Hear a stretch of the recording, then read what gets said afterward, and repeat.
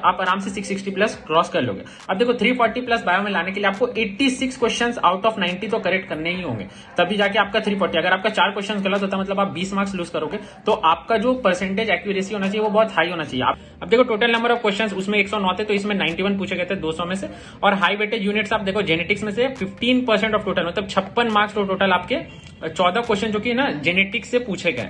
बहुत जन फॉलो करते हैं, इनफैक्ट मैं बोलूंगा 99.9% फॉलो करते हुए। एनसीईआरटी के बगल में आप ब्लैंक स्पेस देखोगे तो बहुत सारा ब्लैंक स्पेस रहता है, तो उसमें क्या होता है ना, बहुत जन इंपॉर्टेंट लाइंस लिख लेते हैं। ठीक है, कि एक बोनस टिप है कि जब भी आप एक मॉक टेस्ट अटेम्प्ट करो ना, तो आपका जो टोटल बायोलॉजी या कंप्लीट बायोलॉजी वो आपका मैक्स 45 मिनट्स या फिर मैक्स टू मैक्स आपका 55 मिनट्स में कंप्लीट हो जाना चाहिए। क्योंकि देखो अगर आप कंपेयर। हेलो गाइस, अस्सलाम वालेकुम, मेरा नाम है साइम रियान, मैं हूँ first year MBBS student Sagar Datta medical college and hospital से, और मैं स्वागत करता हूँ एक न्यू वीडियो में। और आज के वीडियो में आप जैसे कि टाइटल और थंबनेल से समझ चुके हैं, हम डिस्कस करेंगे कैसे मैंने कौन से ऐसे 4 मेथड्स है जिसके थ्रू मैंने अपने नीट में 340 आउट ऑफ 360 बायोलॉजी में लाए थे।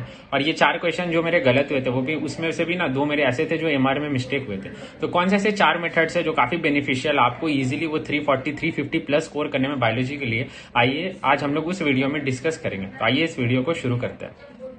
जैसे कि आप देख सकते हैं कि क्यों बायोलॉजी इंपॉर्टेंट है। बहुत ऐसे लोग हैं और अभी भी, एंड बहुत ऐसे मतलब एस्पिरेंट्स मैं कहूंगा ना, जो मेन फोकस रखते हैं फिजिक्स और केमिस्ट्री पे। बहुत लोग होते हैं स्पेसिफिकली जो मेन फोकस ज्यादातर फिजिक्स में देते हैं। सब सोचते हैं कि नहीं, अगर फिजिक्स हो गया फिजिक्स सिलेक्शन रुकवाता है, ऐसा है वैसा है, बहुत कुछ ऐसा है। लेकिन मैं बोलूंगा ना कि बायोलॉजी भी मोर देन इक्वली इंपॉर्टेंट है। क्यों? क्योंकि इसका मेन रीजन है क्योंकि ये 50% वेटेज कैरी करता है नीट में। यानी कि 100 क्वेश्चन आउट ऑफ 200, जो कि 200 क्वेश्चन हमारे नीट में आते हैं, उसमें से 100 क्वेश्चन आपके बायोलॉजी के रहते हैं, जिसमें से 70 क्वेश्चन आपके सेक्शन ए में, जैसे कि आपको पता है कि वो कंपलसरी है, वो आपको अटेम्प्ट करने, और बाकी जो 30 क्वेश्चन है वो आपके ऑप्शनल रहते हैं, जिसमें 30 में से आपको 20 अटेम्प्ट करना होता है। ठीक है, तो थोड़ा सा हम लोग इसमें सब पार्ट में आ जाते हैं कि आपको भी पता होगा कि बायोलॉजी में टोटल आपके 2 सब्जेक्ट है, एक बॉटनी और एक जूलॉजी। सेक्शन ए जिसमें जैसे कि हमने यहाँ पे डिस्कस किया था कि सारे क्वेश्चन कंपलसरी होते हैं, वो आपके क्वेश्चन 101 से 135 तक रहते हैं, जिसमें आपको सारे क्वेश्चन अटेम्प्ट करने होते हैं। सेक्शन बी में 136 से 150 में आपको सिर्फ 15 में से 10 ही क्वेश्चन अटेम्प्ट करने होते हैं, और सेम चीज जूलॉजी के लिए। तो यहाँ पे सिंस ये 50% नीट, मतलब अगर आप देखोगे तो 720 में से 360 सिर्फ आपका बायोलॉजी में ये करता है। तो अगर आपका बायोलॉजी में आराम से 340 प्लस ऐसे आ जाता है ना, तो अगर आप फिजिक्स और केमिस्ट्री में इक्वली मिलाकर 150 भी लाओगे ना, तब भी इजीली आपका 640 प्लस पार हो जाएगा नीट में। ठीक है, तो आइए कुछ मेथड्स हम लोग डिस्कस करते हैं। सबसे पहले कि अभी के जमाने में क्या मॉडर्न अप्रोच रखना चाहिए। क्या हम लोग को जो पहले के जमाने में अप्रोच रखते थे कि एकदम एनसीईआरटी को लर्न अप कर लो, क्या उसी को फॉलो करना चाहिए, या फिर कुछ अलग से मैंने 4 मेथड से जो फॉलो किए थे जो मुझे काफी बेनिफिशियल हुए थे।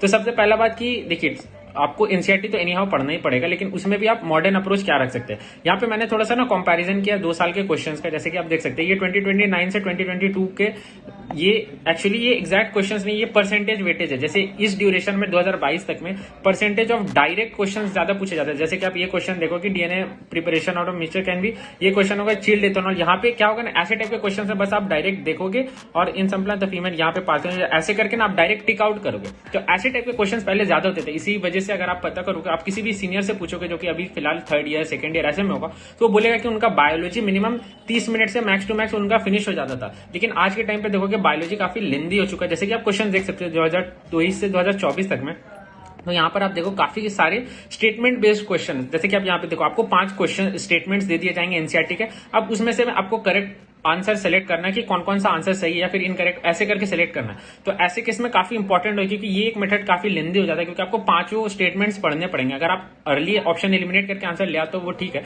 बट आज के जमाने में क्या होगा ना, आपको एटलीस्ट सेफ साइड होने के लिए सभी 5 पढ़ने पड़ेंगे। और इसके लिए आपका एक लाइन एनसीईआरटी का इंपॉर्टेंट होना बहुत ये होता है कि आपको एक लाइन के थ्रू, आपको एक लाइन का डेटा इंपॉर्टेंट हो। जैसे कि मैंने अपना परसेंटेज ऑफ लेंदी क्वेश्चंस, ऐसा नहीं था कि पहले के जमाने में ऐसे लेंदी क्वेश्चंस नहीं पूछे जाते थे, but percentage of such questions कम होते थे।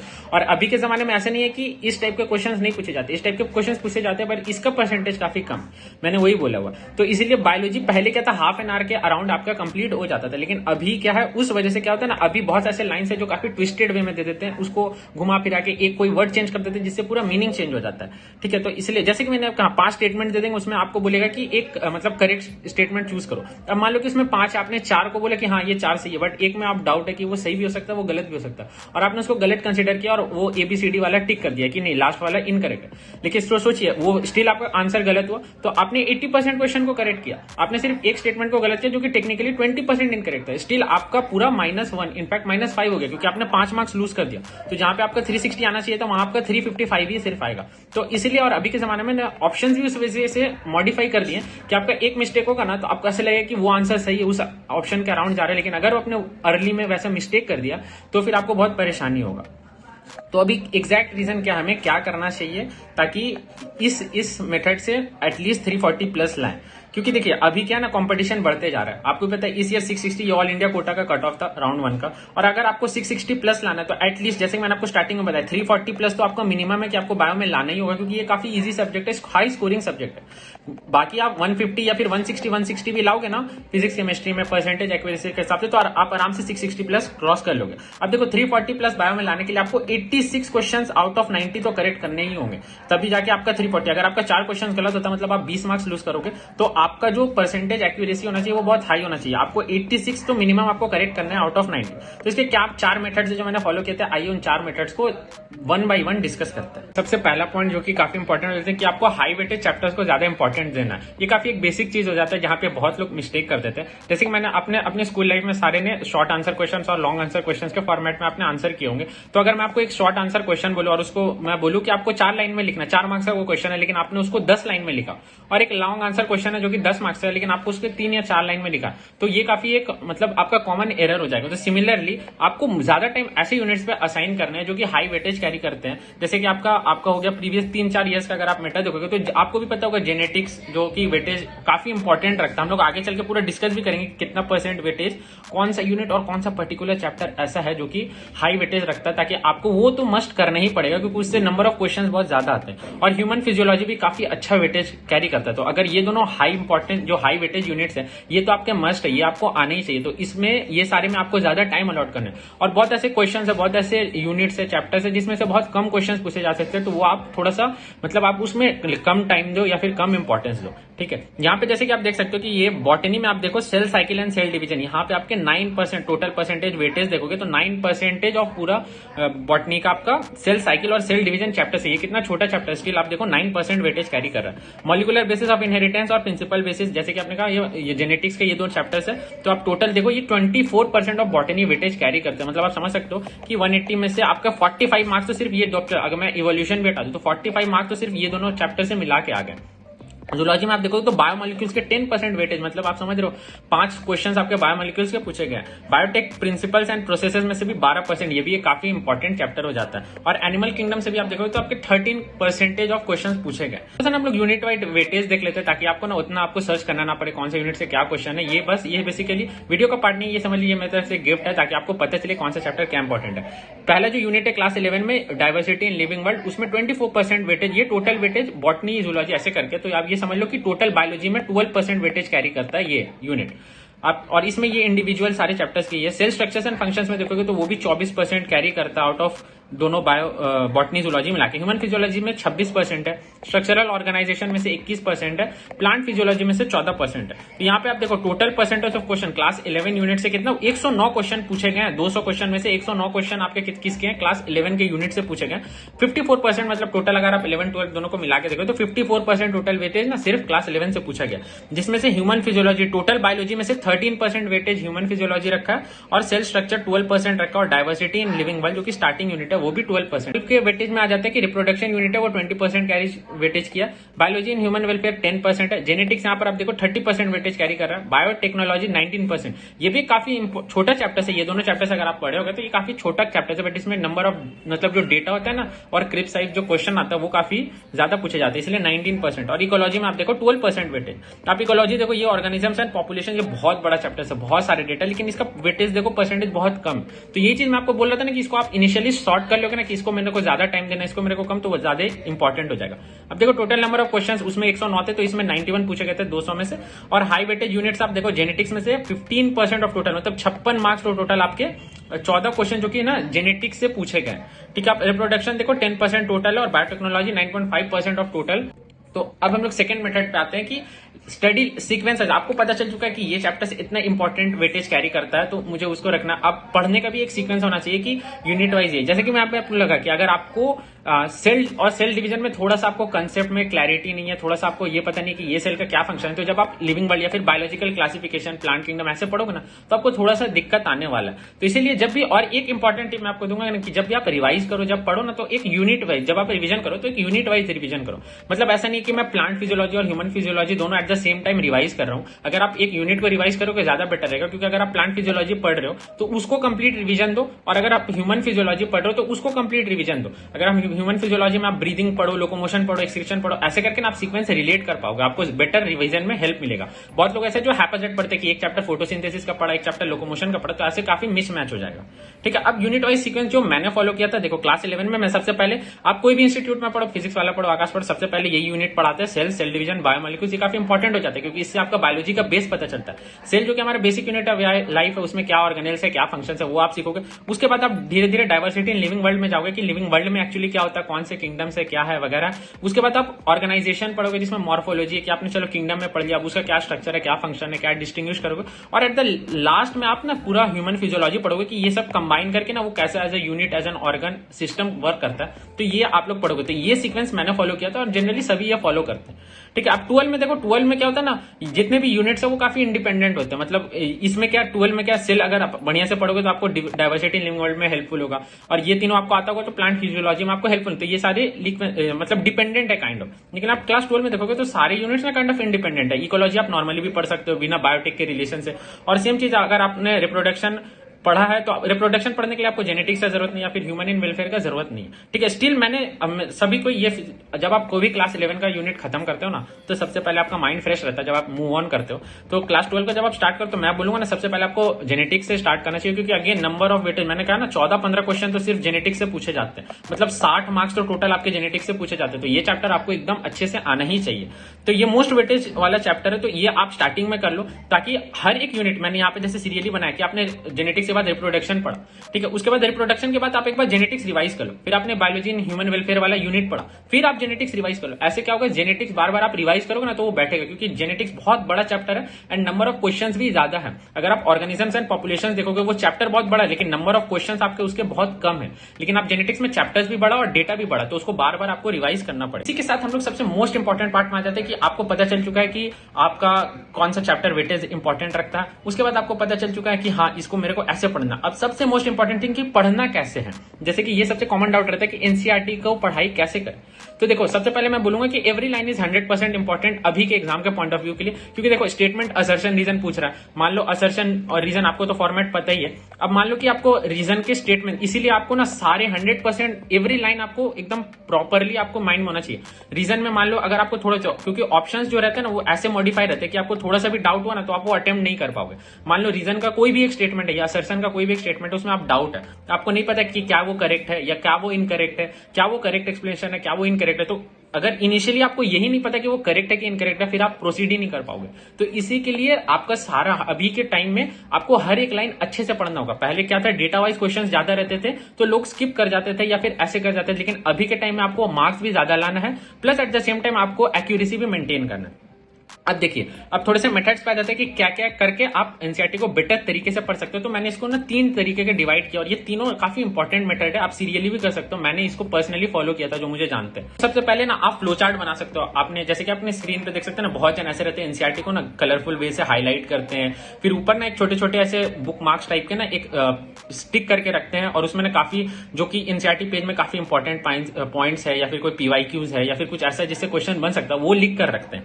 ठीक है, तो आप ये कर सकते हो या फिर आप मिनी चार्ट्स बना सकते हो। एक और चीज जो बहुत जन फॉलो करते हैं, इनफैक्ट मैं बोलूंगा 99.9% फॉलो करते हुए, एनसीईआरटी के बगल में आप ब्लैंक स्पेस देखोगे तो बहुत सारा ब्लैंक पेज रहता है। तो उसमें क्या होता है ना, बहुत जन इंपॉर्टेंट लाइंस लिख लेते हैं। ठीक है, ये मैंने फर्स्ट अटेम्प्ट में अपना स्ट्रेटेजी किया था 2021 में, जहां की जबकि मेरा स्पेस रहता था ना, मैं वहां पे साइड में लिख लेता था। ये थोड़ा सा एक लेंदी प्रोसेस, क्योंकि हर एक चैप्टर आपको गो थ्रू करना पड़ता, तो ये काइंड ऑफ मेरा प्रोसेस इनकम्प्लीट रह गया था, बट ये काफी एक इफेक्टिव था।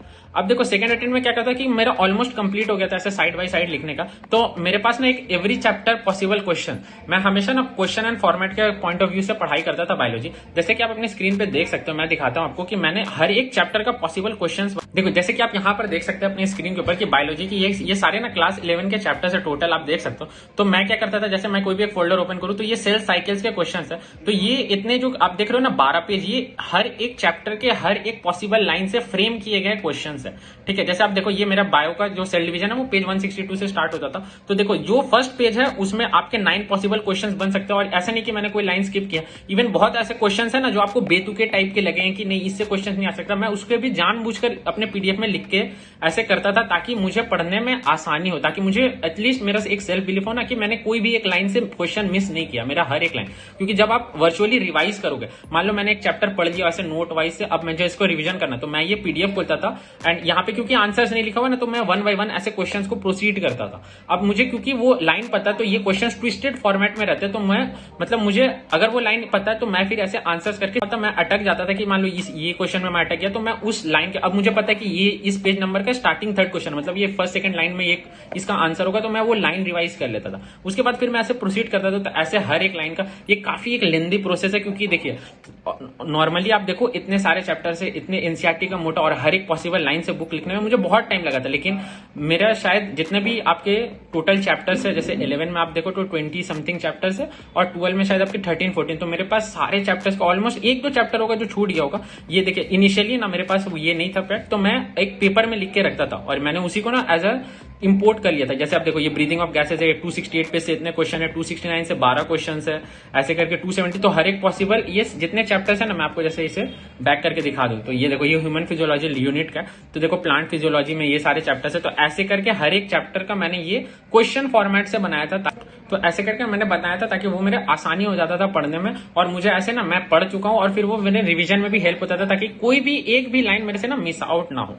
अब देखो इससे क्या होता है कि आपका होल चैप्टर का रिकॉल होगा, आप एक भी लाइन मिस नहीं करोगे क्योंकि उसके रिलेटेड सारे क्वेश्चंस है। तो अगर आपको ये पीडीएफ चाहिए तो आप मेरे टेलीग्राम चैनल ज्वाइन कर सकते हो, मैं सारे पीडीएफ प्रोवाइड कर दूंगा फ्री ऑफ कॉस्ट। कुछ चीज ऐसे होते हैं जो बहुत जन ऐसे चार्ज करते हैं, ये करते वो करते हैं, मेरे लिए ऐसा कुछ नहीं है। आप मेरे टेलीग्राम चैनल ज्वाइन करो और आपको जिस चैप्टर का चाहिए मैं 1 बाय 1 कोशिश करूंगा धीरे धीरे करके अपलोड कर देने का। स्टिल आपको अगर एक पर्टिकुलर कोई चैप्टर का पीडीएफ चाहिए, आप मेरे टेलीग्राम चैनल मैं लिंक डिस्क्रिप्शन में दे दूंगा, आप उसमें ज्वाइन करना और मतलब मुझे मैसेज करना कि हाँ भैया इस चैप्टर का मेरे को चाहिए पीडीएफ, मैं आपको प्रोवाइड कर दूंगा। और ये एक रैपिड रिवीजन में भी काफी हेल्प करता है। अब देखो एक और चीज है जो टीचर स्टूडेंट फॉर्मेट है, ये मैंने लास्ट ईयर मतलब इस अटेम्प्ट के लिए ना जीएमसी में जाने से पहले मैंने फॉलो किया था, और ये काफी इंपॉर्टेंट है। ये क्या होता है ना, इससे आपका बहुत इंपैक्ट बढ़ता, आपका फोकस बढ़ता। अब मान लो मैंने सब एक चीज कर लिया, मेरे एक लाइन इंपॉर्टेंट हो गया। अब मैं क्या करता था ना, मैं जिस इंस्टीट्यूट में पढ़ता था तो हमारे एक पर्टिकुलर एक व्हाट्सएप ग्रुप था, जैसे कि आप यहाँ पर देख सकते हैं अपने स्क्रीन के ऊपर हमारे एक व्हाट्सएप ग्रुप था। तो मैं क्या करता था ना, हम लोग ना सीरियली डिसाइड करते थे कि हाँ इस दिन इस चैप्टर को डिस्कस करेंगे, और मैं उन लोगों को दे देता था। और मैं ऐसे ऑडियो, जैसे कि आप यहाँ पे स्क्रीन पे देख सकते हो ना, ये मेरा भेजा हुआ ऑडियो ग्रीन कलर का, और मैं हर एक लाइन से एक एक करके ना उसको ट्विस्ट कर देता था। कोई भी एक लाइन है ना तो मैं उसको फिल इन द ब्लैंक्स या फिर असर्शन रीजन या फिर ट्रू फॉल्स के पॉइंट ऑफ व्यू में कुछ चेंजेस करके पूछता था क्या ये ट्रू है क्या ये फॉल्स है। तो इससे क्या होता है, मैं पूछ भी रहा हूं तो मैंने वो मेरे मतलब क्वेश्चन फ्रेम करने के लिए आपको ऑब्वियसली उस स्टेटमेंट को पढ़ना होगा, तो वो स्टेटमेंट मेरे हाइंड मेमोरी में गया, मेरे मेमोरी में गया। अब वो चीज उससे मैं क्वेश्चन फ्रेम कर रहा हूं तो वो मेरे पास भी आया। और एट द सेम टाइम जो मेरे हम लोग जो मेरा व्हाट्सएप ग्रुप था उसमें करीब 30-40 लोग रहते थे, और एट द सेम टाइम उनका भी हो जाता था क्योंकि वो पढ़ के आते थे ना। और फिर मेरे मॉडिफाइड क्वेश्चन से अगर मैं क्वेश्चन को ट्विस्ट कर रहा हूं तो आपको वो एग्जैक्ट लाइन पता होना चाहिए, तब आपको पता होगा कि ट्विस्ट करके क्या वो सही है क्या वो गलत है क्या वो ट्रू है, फिल इन द ब्लैंक्स ऐसे करके पूछता था। तो उनका भी रिवीजन हो जाता था, एट द सेम टाइम मेरा भी रिवीजन होता था। तो ये एक teacher student kind of format था।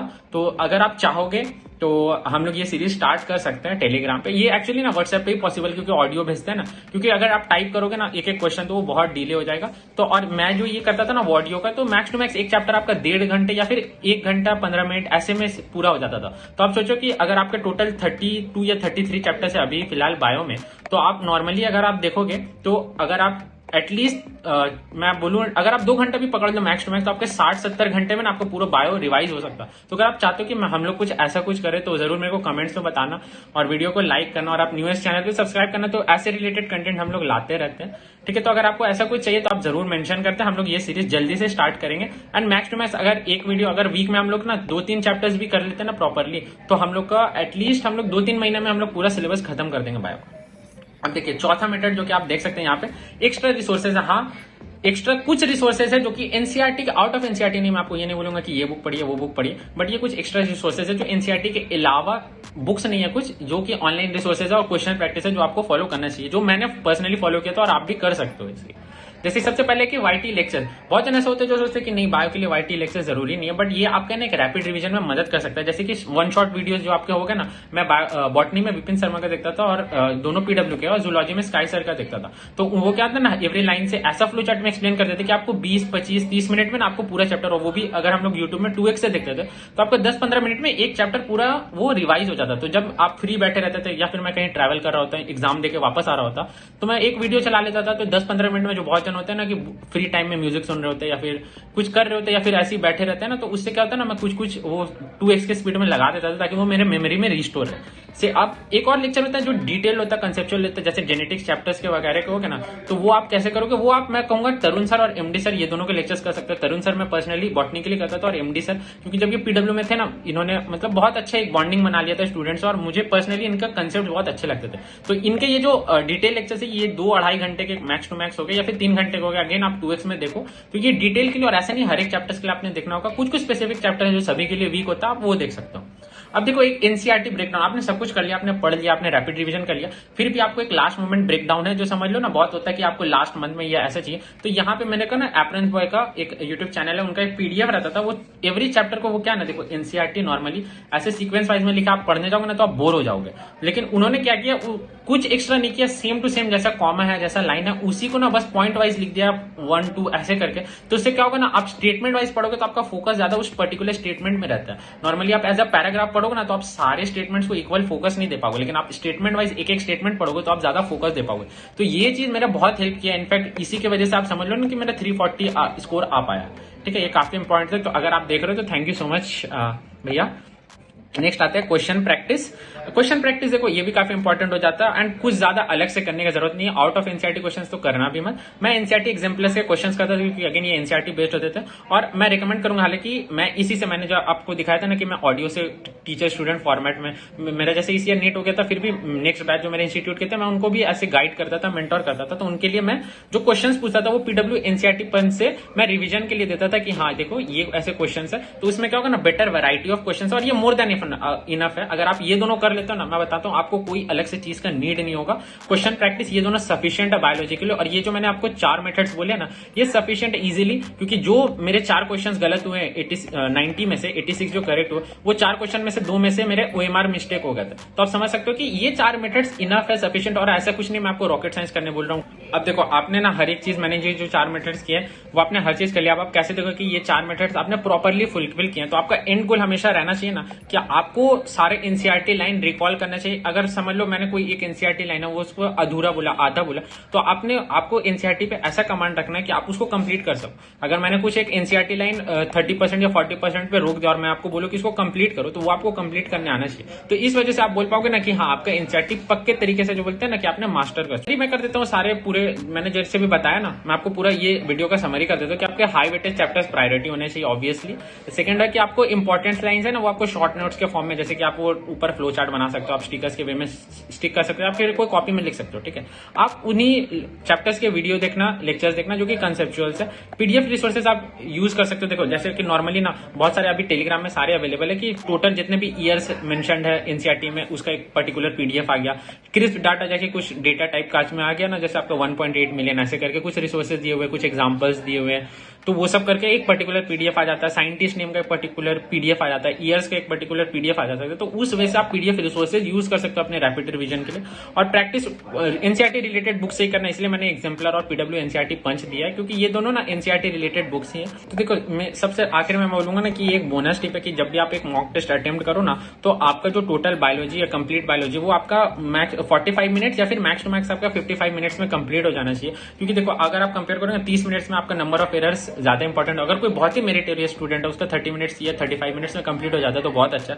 बट वेल एंड गुड, मेरे जैसे एवरेज स्टूडेंट के लिए एटलीस्ट 45 मिनट्स या फिर मैक्स टू मैक्स 55 मिनट्स आप अलॉट करोगे, क्योंकि अभी बायोलॉजी ऑन द लेंदियर साइड। और ये आप जब भी मॉक टेस्ट दो ना तो आप उसमें कोशिश करो कि हाँ मैं मतलब ये पैटर्न फॉलो करो, आप अपना टाइम मैनेजमेंट लिखो कि हाँ मेरा एक पर्टिकुलर सब्जेक्ट में इतना टाइम लग रहा है। क्योंकि अगेन मैं यही बोलूंगा कि नीट ये मेरा जो 3 साल बर्बाद हुआ, मेरे जो 4 अटेम्प्ट्स लगे नीट क्लियर करने में, तो इतना मैं एक समझ चुका। मैं कंक्लूड करूंगा कि NEET is not a game of मतलब knowledge, it is more of time management. अगर आपने टाइम मैनेज कर लिया सारे क्वेश्चंस के साथ तो आपका सिलेक्शन हो जाएगा। तो अगर आप न्यू है इस चैनल पे जरूर लाइक शेयर सब्सक्राइब करें। हम लोग इस रिलेटेड कंटेंट पे ज्यादा वीडियोस बनाते हैं। और अगर आपको नेक्स्ट वीडियो में चाहिए कि कैसे टेस्ट में अप्रोच रखना चाहिए, टेस्ट को कैसे एनालिसिस करना चाहिए और टेस्ट में टाइम मैनेजमेंट कैसे करना चाहिए, तो आप जरूर कमेंट्स में लिख देना। तो तब तक के लिए अपना ख्याल रखें, पढ़ाई करते रहे। मिलते हैं नेक्स्ट वीडियो में। टाटा, टेक केयर, अल्लाह हाफिज।